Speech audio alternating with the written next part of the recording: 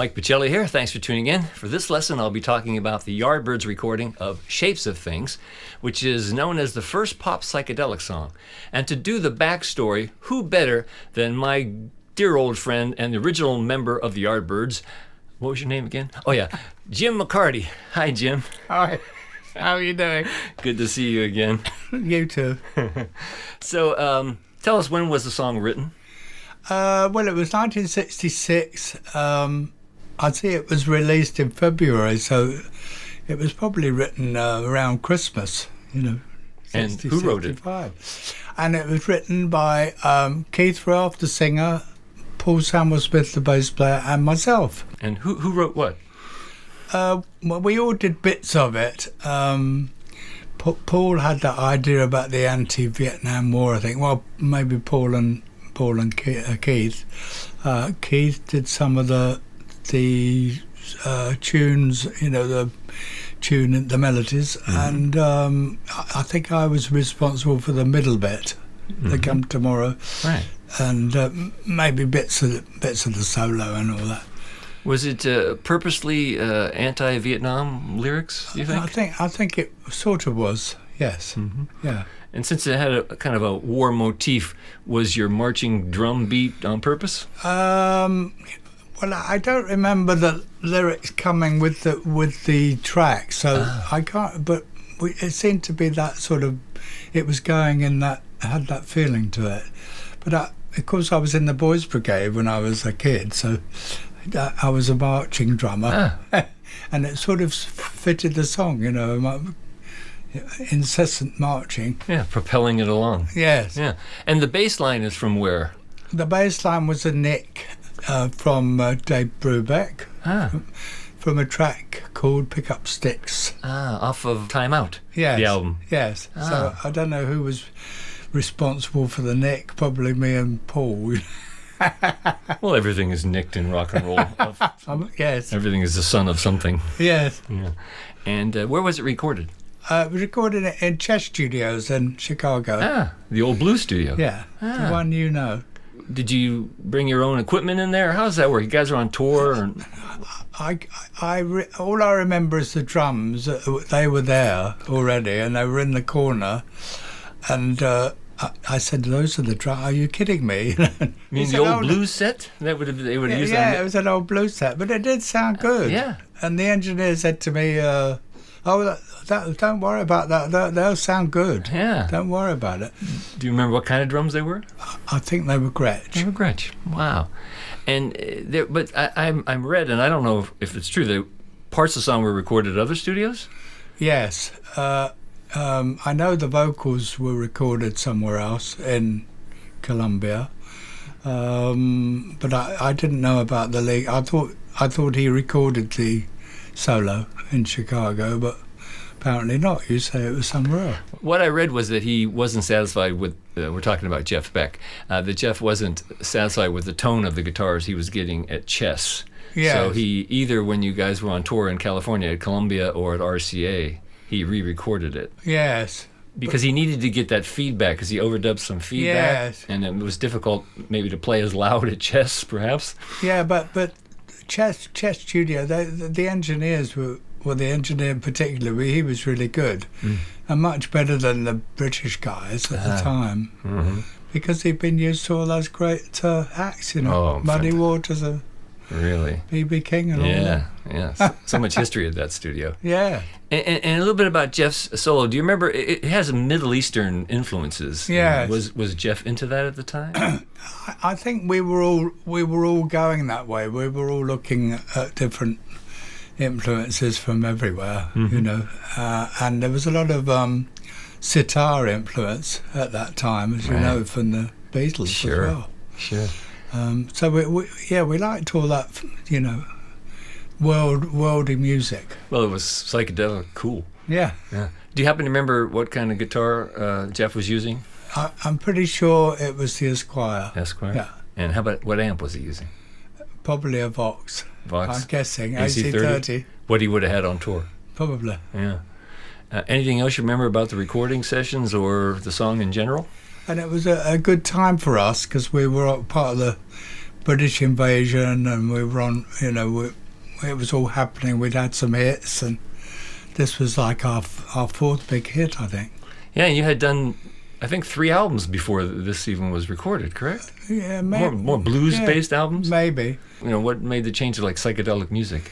Well, we started as a blues cover band, and we just wanted to extend it, do our own version and make it more interesting, make it more exciting, and bring in different influences. And well, it certainly was interesting. And the song was released as a single on February 25th, 1966.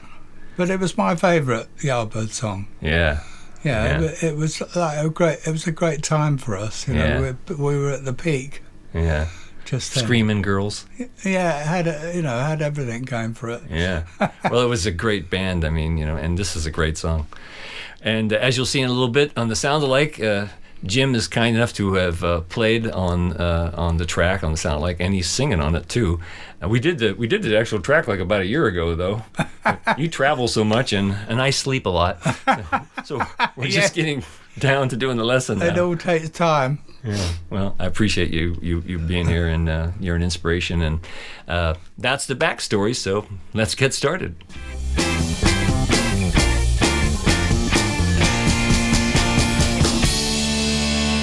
Chris Dreja was the rhythm guitar player for the Yardbirds on Shapes of Things, and he's playing a Gibson ES335 through a Vox AC30. The part is pretty straightforward and very typical of what a rhythm guitar player would do in a band back in the 60s. So to play the song, you'll need these chords. You'll need a G, and they're all bar chords, like this. You'll need an F, a C, a B flat, and a D. And that'll get you through the song. Now, when the song first starts, they're pounding triplets. 1 ta-ta, 2 ta-ta, 3 ta-ta, 4 ta-ta. And Chris is barring that F chord, but he's just playing the low 3 strings. So it sounds like this at the very beginning.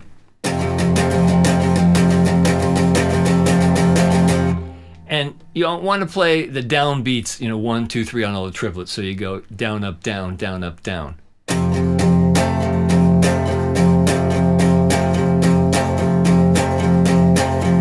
Right? Okay, then the verse starts. Now in the verse, it's just, it's like short eighth notes on every beat. So from G to F. So a verse is like this, 3, 4.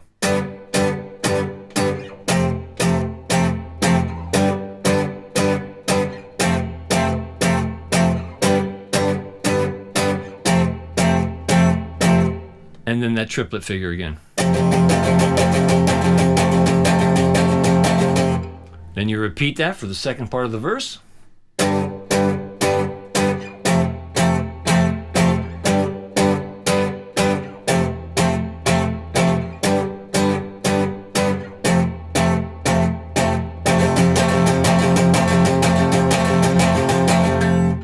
Okay, then on the come tomorrow, you go up to C. Same thing, just short eighth notes. Down to B flat.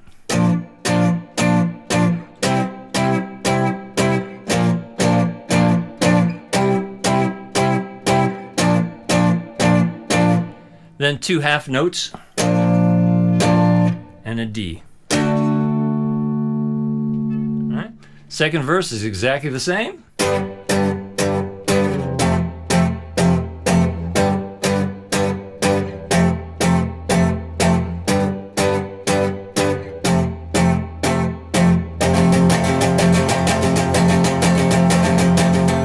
And that repeats to another chorus.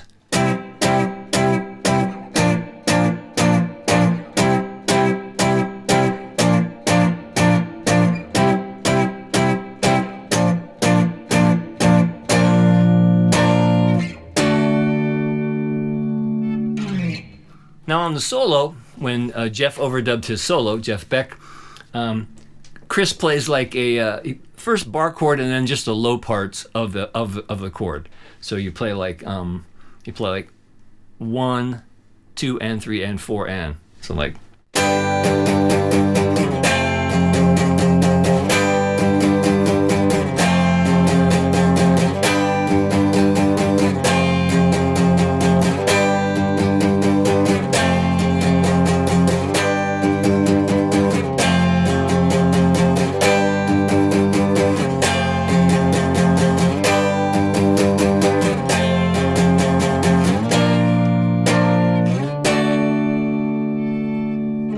And then verse 3, exactly the same.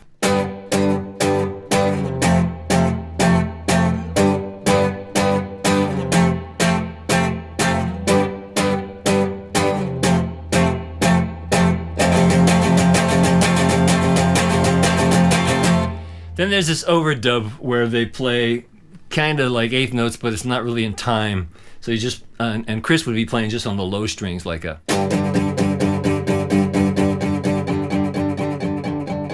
And that fades out. So that's Chris Dreja's rhythm part on Shapes of Things.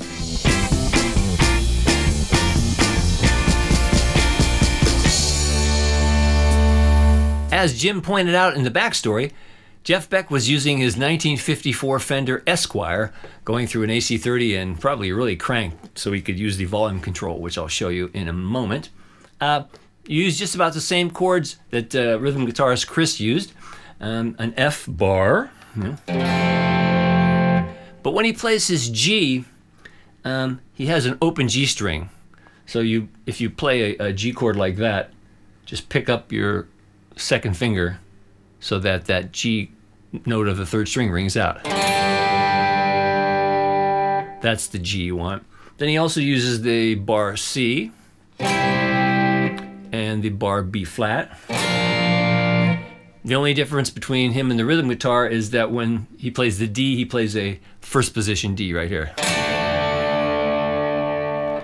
So very musically inclined Maestro Jeff Beck was. When he plays the triplets at the beginning, he starts off on the low string and then he adds like the low 3 strings, then he adds the third string and then he adds the second string and then he adds the first string. So when he's playing his triplets, he goes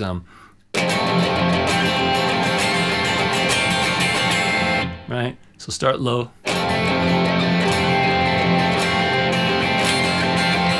And get to all 6 strings.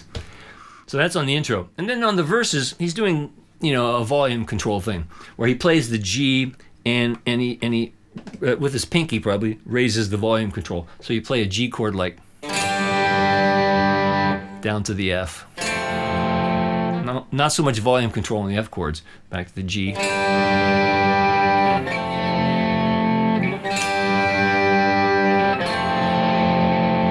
And then the triplet figure. Then repeat that for the second verse.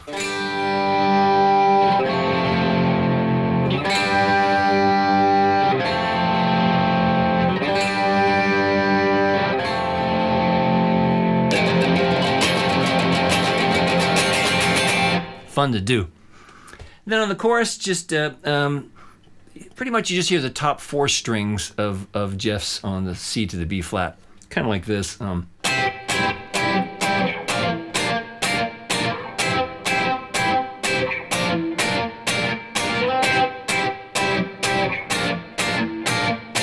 Then the full B flat to a D.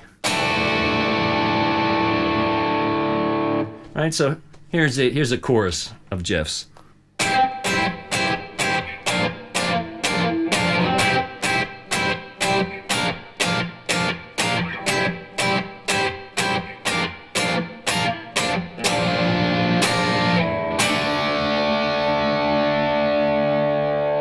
Fun to do. And then verse 2, back to the normal volume control on the G.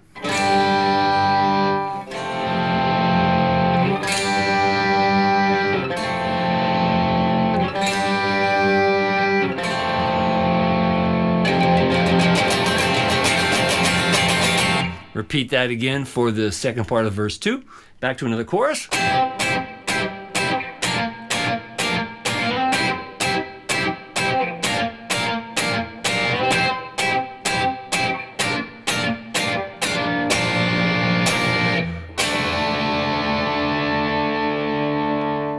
Now, Jeff's rhythm part, where he's going to overdub his solo, he just holds the chords. So there's no volume control. Just pretty much just play the G to the F. So you just go.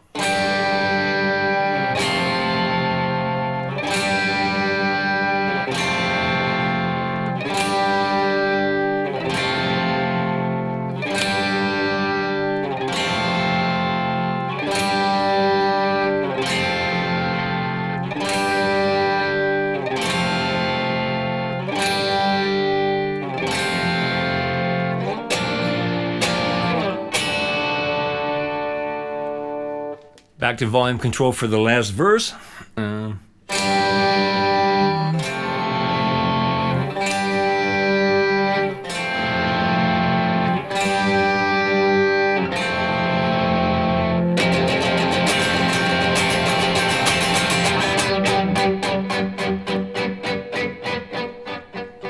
he fades out on that.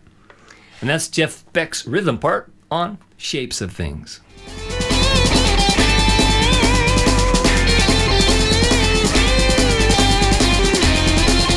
Jeff Beck uses some sort of fuzz device for the solo in Shapes of Things. And I've seen a live clip where he actually walks over and bends down and by hand turns on the fuzz device, plays the solo, and then goes back and turns it off by hand. But anyhow, I'm using a fuzz face and this telly because she seems to squeal more than the 62. So first, let me play the solo. It goes like this.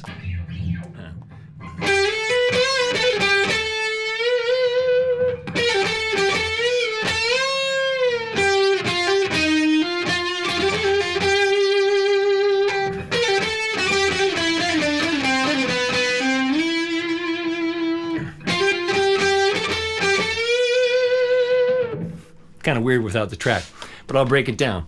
So it's nice and slow. The first bit is this. 1.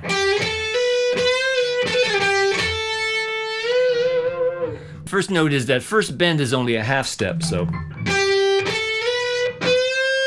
half step bend. Then a full bend. All right? Next bit, it's almost like he's playing an E minor with a flat 5.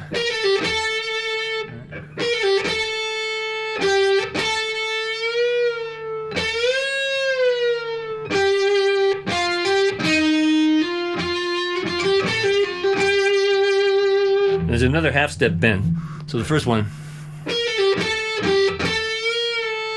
And then a bend and a half.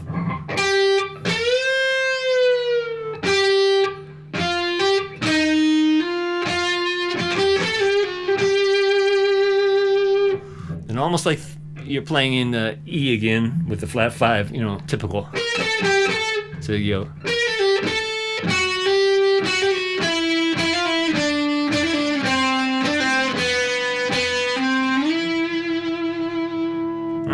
And then the last bit goes 1.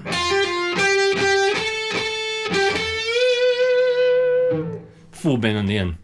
Charts and tabs at MikePachelli.com will make it a lot clearer than I can say it or play it, but that's Jeff Beck's solo on Shapes of Things.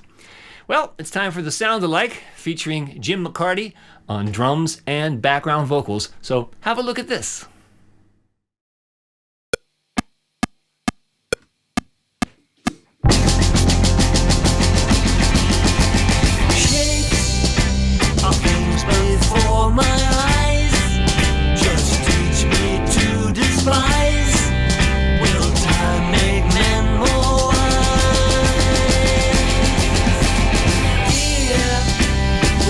My lonely frame, my eyes just hurt.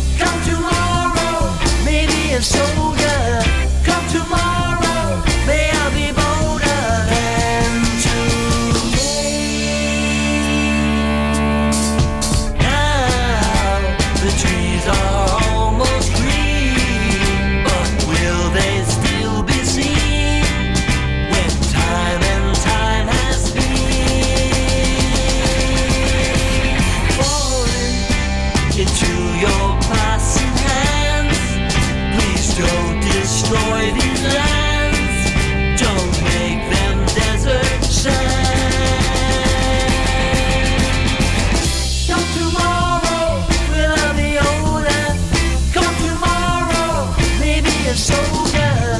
Come tomorrow, may I be bolder than today.